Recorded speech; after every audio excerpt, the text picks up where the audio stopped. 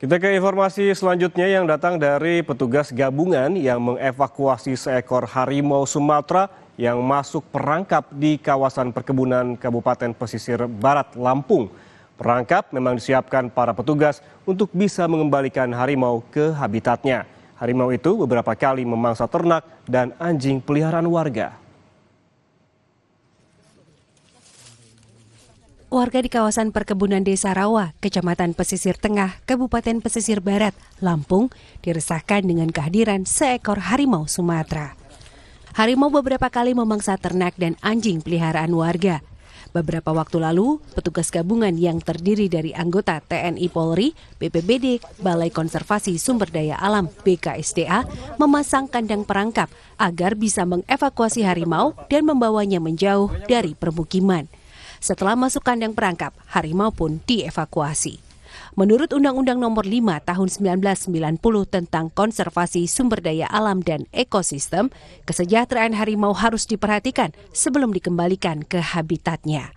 Setelah serangkaian pemeriksaan, harimau berjenis kelamin betina itu dinyatakan sehat dan diberi nama Laras.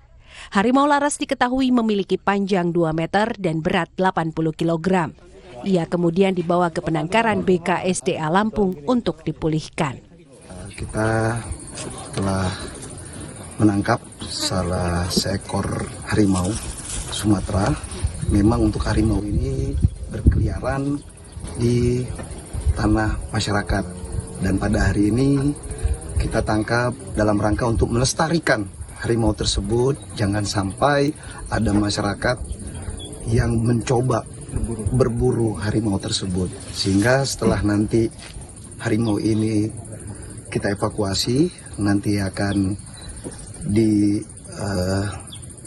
dilihat dan kita tangkar di sana, dan nanti tindak lanjutnya akan kita serahkan kepada BKSDA.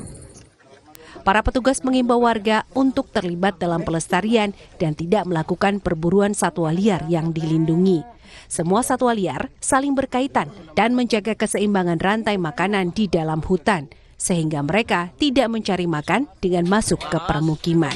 Roma Afria Idam, Kompas TV, Pesisir Barat, Lampung.